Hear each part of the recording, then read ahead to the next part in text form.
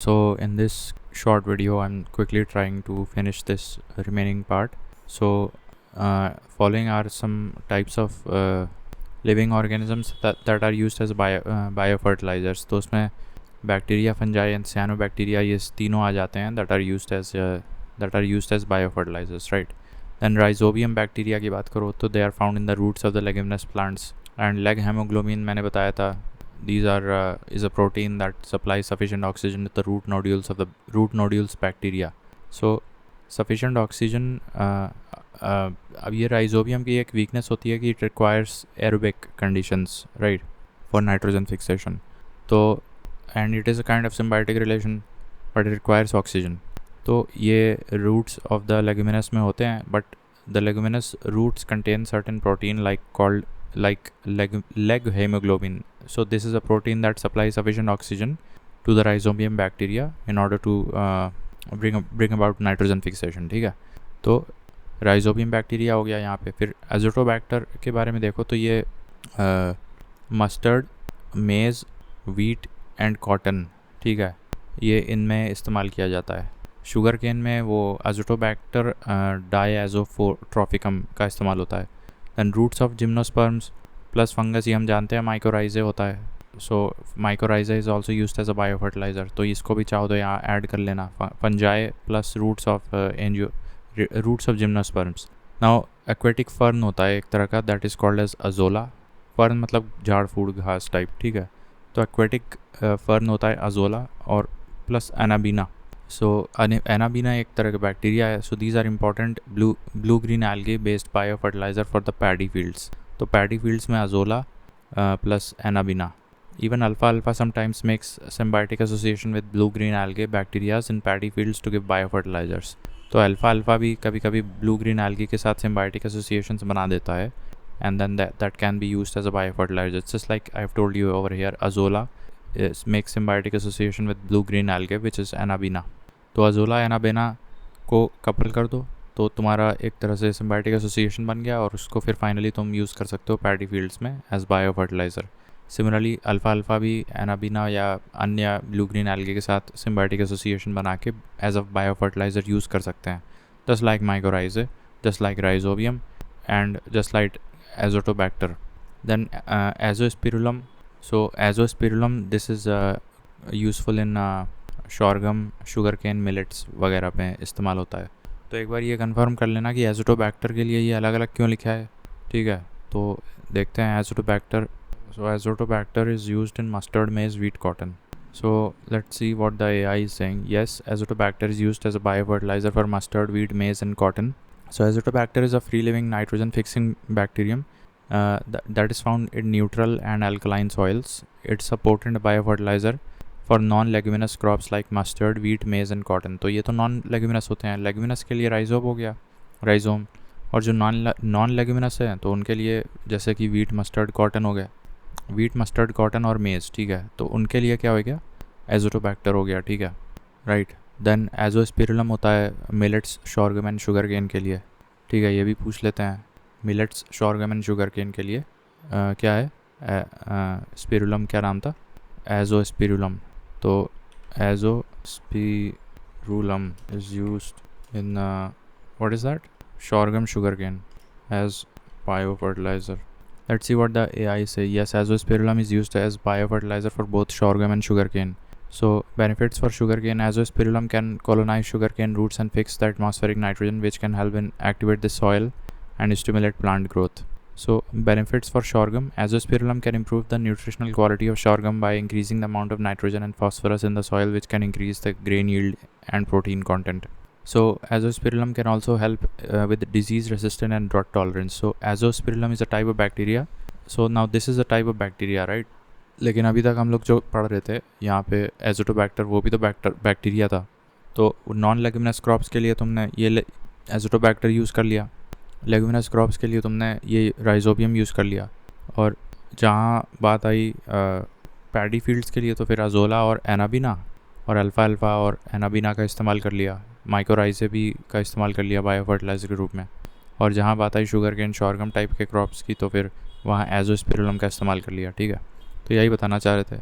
Then alfalfa, it actually belongs to pea family and it is used as a perennial forage crop for livestock.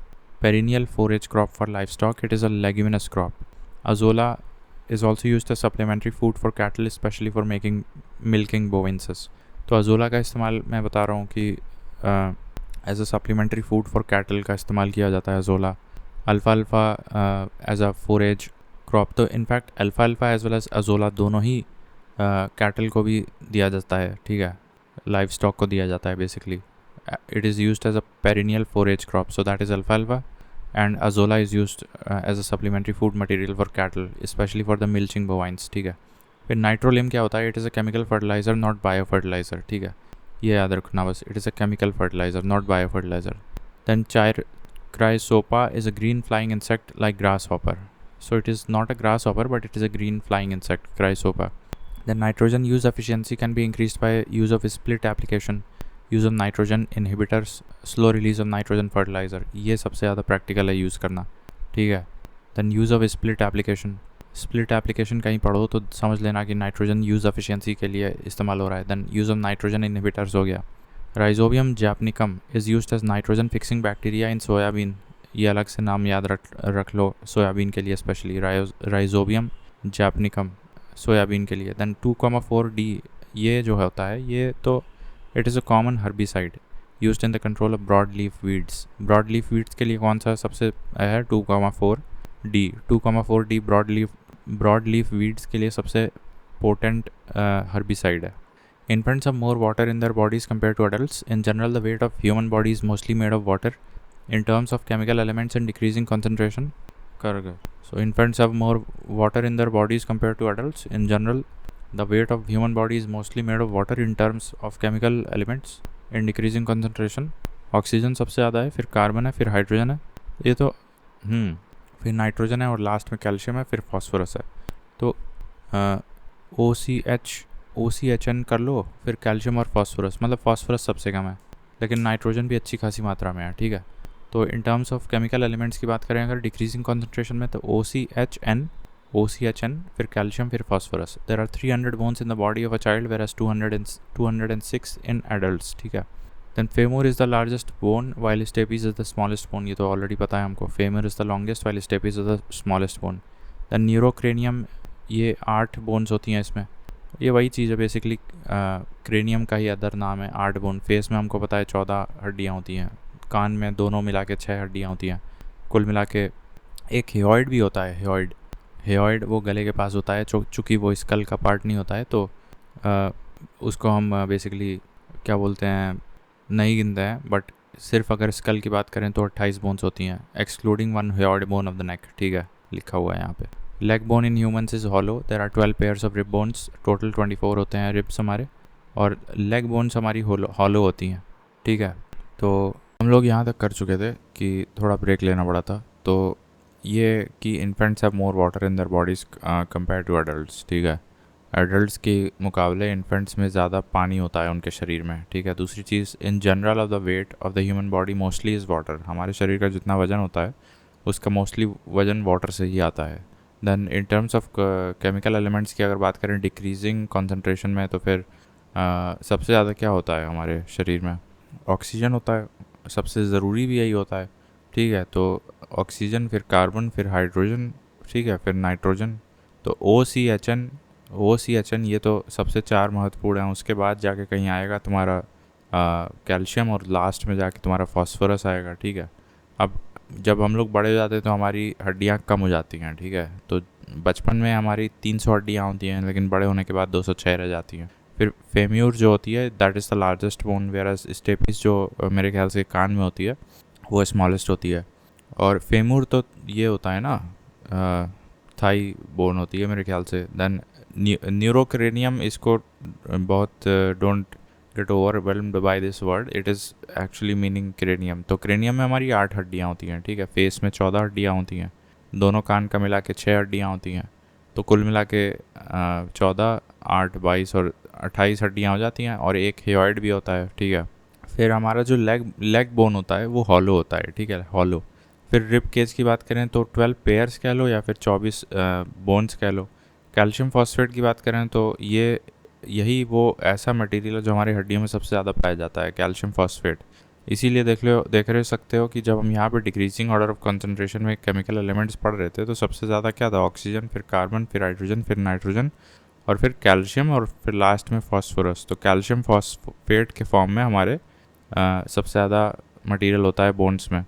Arthroplasty क्या होता है? This is nothing but hip joint replacement, ठीक है। Arthroplasty same as hip joint replacement.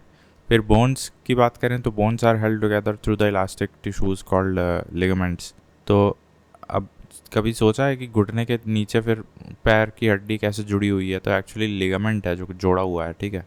कई बार वहीं पे खिंचाव हो जाता है। तो देन नेल्स की बात करें तो nails contain protein called alpha keratin. Alpha keratin होता है नेल्स में। एक्चुअली ये डेड सेल से बना होता है और यहाँ कोई नर्व सेल्स भी नहीं होते हैं, डिवॉइड होता है नर्व सेल्स के।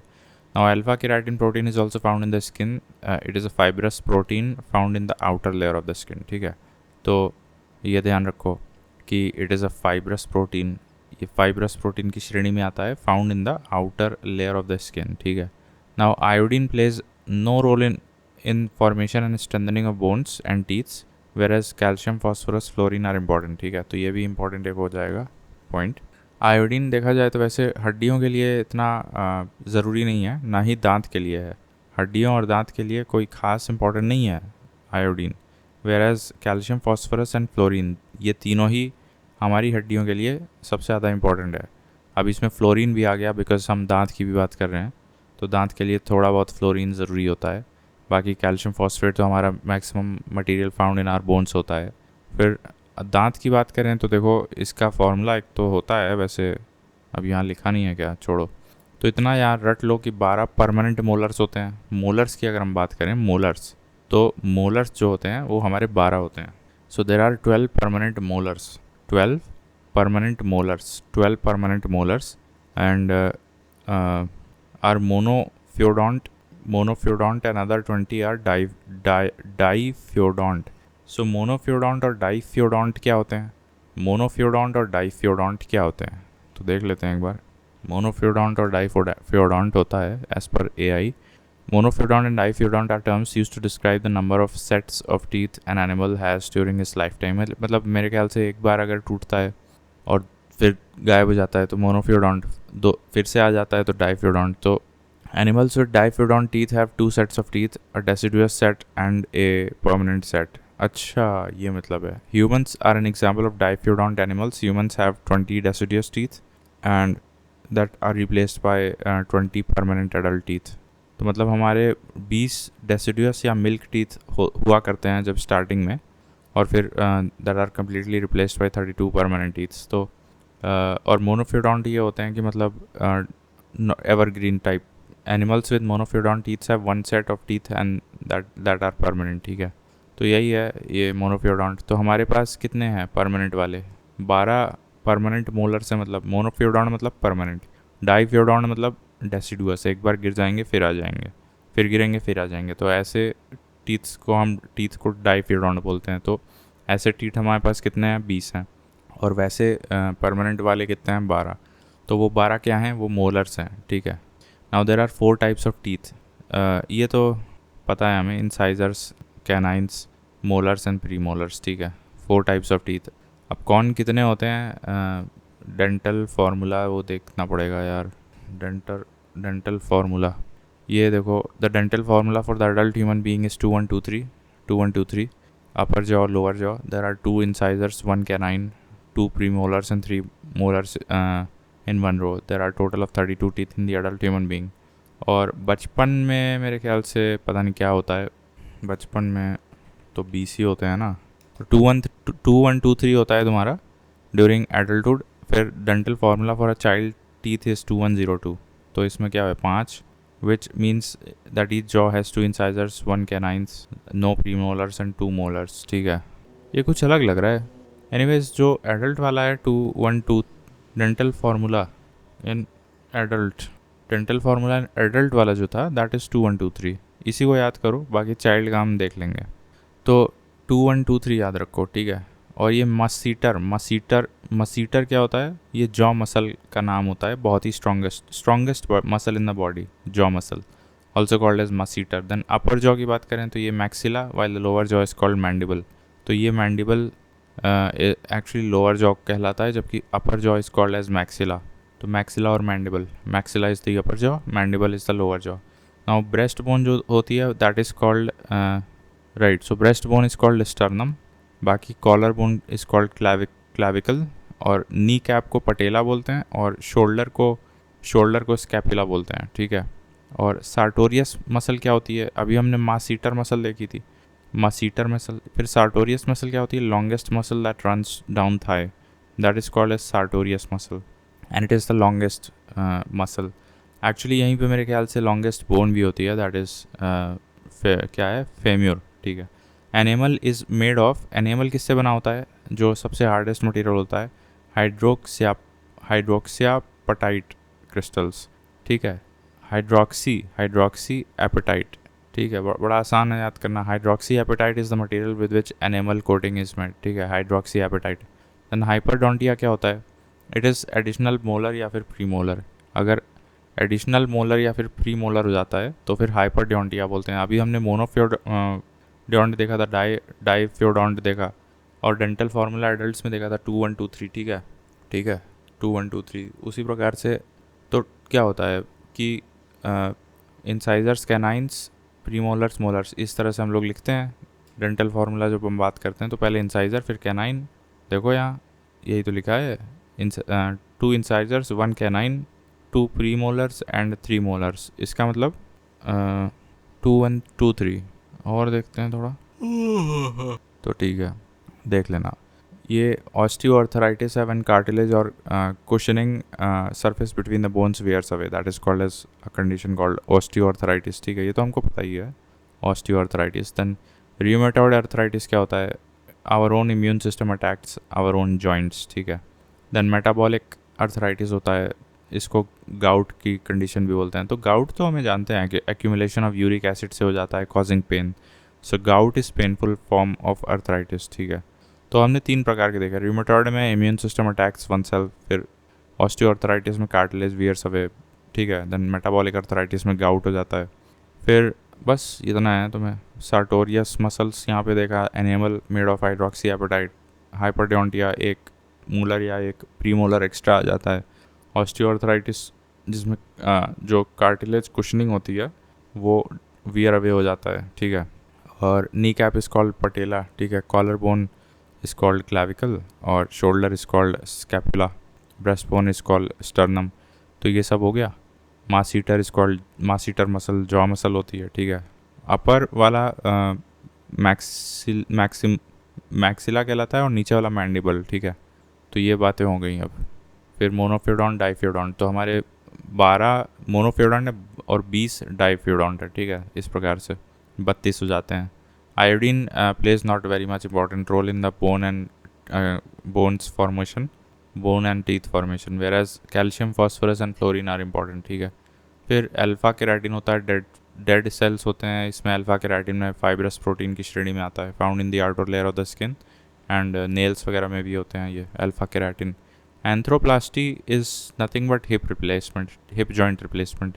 कैल्शियम फॉस्फेट बताए थे। देन लेग बोन हमारे में ह्यूमंस में जो होती हैं वो हॉलो होती हैं। न्यूरोक्रेनियम की बात करें तो 8 बोन्स होते हैं, फेस में 14 बोन्स होती हैं, ईयर दोनों मिला के 6 बोन्स होती हैं, टोटल क्रेनियम में 28 बोन्स और एक हियोइड बोन होती है नेक में। Femur is the largest bone, जबकि stapes is the smallest bone. और लार्जेस्ट मसल कौन सी होती है, सार्टोरियस मसल जो थाई में होती है। फिर केमिकल एलिमेंट्स की बात करें जो हमारे शरीर में सबसे ज़्यादा कंसनट्रेशन से कम की तरफ बढ़ें तो oxygen, carbon, hydrogen, nitrogen, calcium और लास्ट में फॉस्फोरस, ठीक है। इन्फेंट्स में पानी ज़्यादा होता है। फिर हमने राइजोबियम जैपनिकम, ये क्या था। सो राइजोबियम जैपनिकम सोयाबीन में एक ख़ास प्रकार का नाइट्रोजन फिक्सिंग बैक्टीरिया होता है सोयाबीन के पौधे में, राइजोबियम जैपनिकम। 2,4-D ये तो हर्बिसाइड होता है, ठीक है, ब्रॉड लीफ वीड्स वगैरह को मारने के लिए इस्तेमाल किया जाता है, ठीक है। तो ये हो गया। फिर nitrogen use efficiency can be increased by use of split application, slow release of nitrogen fertiliser. तो हाँ, यूज़ ऑफ नाइट्रोजन इनहिबिटर्स। अब नाइट्रोलिम क्या होता है, ये एक केमिकल फर्टिलाइज़र होता है।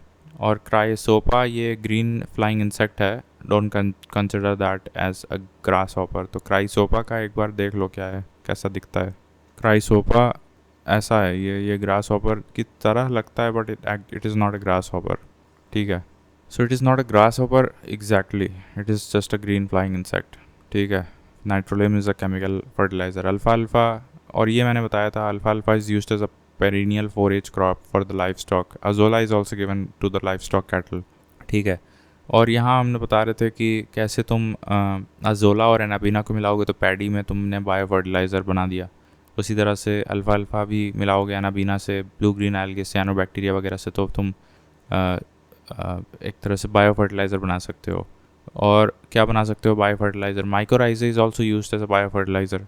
इसके अलावा राइजोबियम तो तुम्हें पता ही है, but it requires aerobic, and वो लेग्यूमिनस प्लांट्स या क्रॉप्स के रूट्स में मिलती है राइजोबियम, ठीक है। लेकिन जो लेग्यूमिनस नहीं है, जैसे वीट, मस्टर्ड हो गया, और क्या हो गया, कॉटन, ठीक है। वीट है, मस्टर्ड है, कॉटन है, मेज़ है, ये तो लेग्यूमिनस है नहीं। तो इनके नाइट्रोजन फिक्सिंग बैक्टीरिया होते हैं एजोटोबैक्टर। ये एक लिंक बना लो कि नॉन लेग्यूमिनस मतलब वीट, मस्टर्ड, मेज, कॉटन, उसमें एजोटोबैक्टर जाएगा, और एजोस्पिरुलम जाएगा कोर्स वाले में, जैसे शॉर्गम हो गया, मिलेट्स हो गया, ठीक है। शुगर केन में भी चला जाएगा एजोस्पिरुलम, ये भी एक होता है, मेरे ख्याल से बैक्टीरिया ही होता है, ठीक है।